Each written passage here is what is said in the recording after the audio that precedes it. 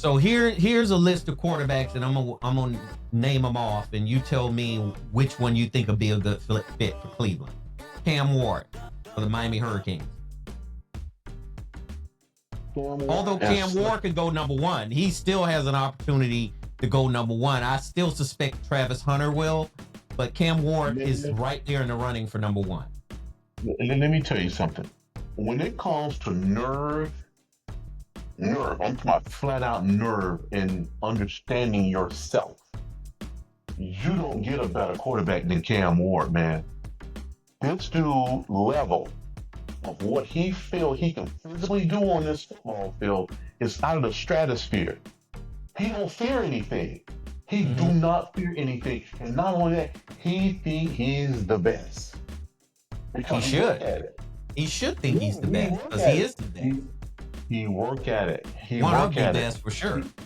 He thinks that though. That's what I love about him.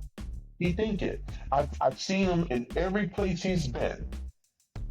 And just to hear him speak so much since he became a Hurricane, it just makes all the sense in the world of why he conducts himself that way on the field. He doesn't. Look how many times that they were down last season and he had thrown an interception.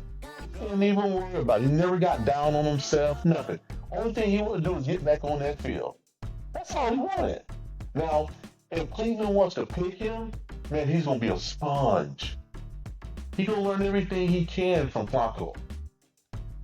And Kevin Stefanski, because Kevin Stefanski for the head coach for the Cleveland Browns is one of the best offensive minds in the NFL. So man, just keep that in mind. That guy, man. Kevin Stefanski is one of the best. If you ever want to hear a coach speak about a player, go over there and ask, first of all, about Cam Ward. And man, it just breaks. It's almost as if this guy just watch his kid come in the world. Just watch his wife just have a baby. He's just that excited to express his feelings toward Cam Ward. Because it's difficult, man, to get players like that. You might have talented players, but all that stuff comes together when you got a person who's talented and he's got the right frame of mind. So that's Cam Ward. He's talented and he's got the right frame of mind. Some of these guys is super talented. They just don't have the right frame of mind. So he's a great package, man. He's a clutch quarterback. And that Cal game distinguished Cam Ward from every other quarterback to me when they were out here in up north in Berkeley, and they were losing. They were actually losing that game. They were going to lose that game if it wasn't for Cam Ward and some other things. And you know what? Let me tell you this, DC. I don't know whether you remember or not. They had 13 and 14 players on Cal's team. Remember that? Yes. They all had different uniforms. They had stripes instead of blue and gold. They had two or three more extra players on their team on both sides of the ball. And Cam still beat them. So still beat them. Because those officials was calling all kind of bad plays, bro. Because first of all, they wanted that quarterback from Cal to win because he was from Miami, and then the Canes didn't pick him. So that was a grudge right there. And his dad was sitting in the football field with a pacifier in his mouth, hoping that his son could get down there and win this game, but he came short. Yeah.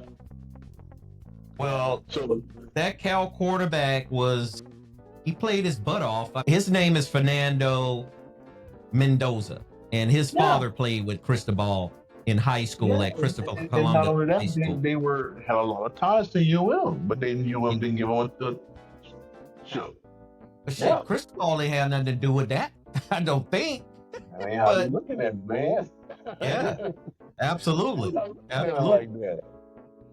But anyway, you're absolutely right. Cam Ward would be a phenomenal pick for any of these teams, especially in the top 5. You're looking at Tennessee, Cleveland, the Giants, even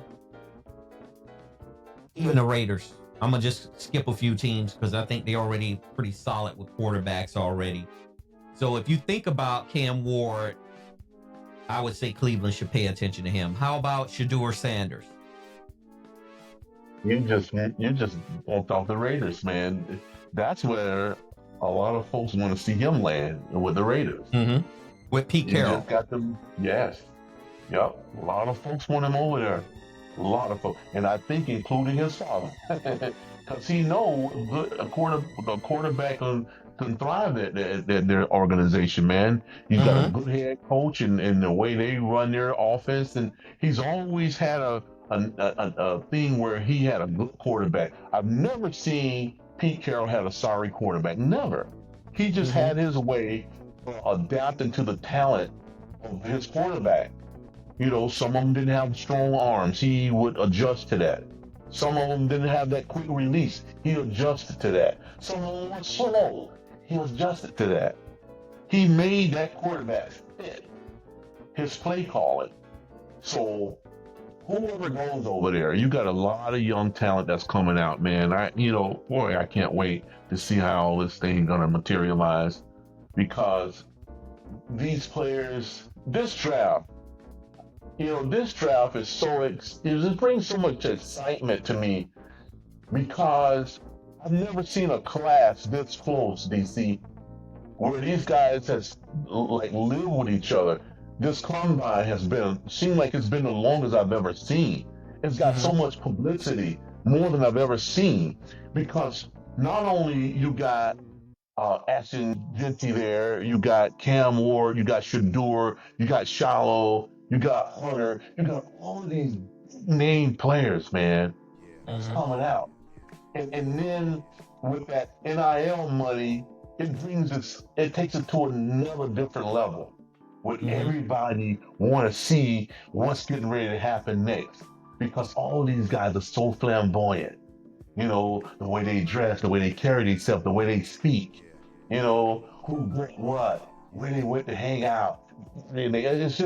It's just people are paying attention to this thing more than I've ever seen before. So it's going to be exciting, man. It really is going to be exciting. I think we need to get on a little earlier. I'm going to make sure I have my spread out real early, man. I might do twice, two segments. I might have lunch and dinner with Jersey Mike on you, bro. The beginning. Sounds good to me. Sounds really good to me. Because it's going to be so long. Just think about that draft lasts several hours. You know, the first round, yes. The first round lasts several hours. It goes well into the night. Correct. And all of these big players that we're talking that's going to go in the first round, it's going to be so exciting, man. And the families, and just think about these people's lives get ready to change instantly. Oh, it's instantaneous.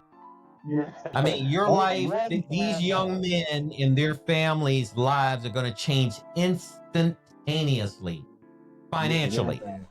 You're going to go to sleep the night before the draft, and you're going to be in the current shape and condition that you're in. And after the next day and night, your whole world is going to change for the good.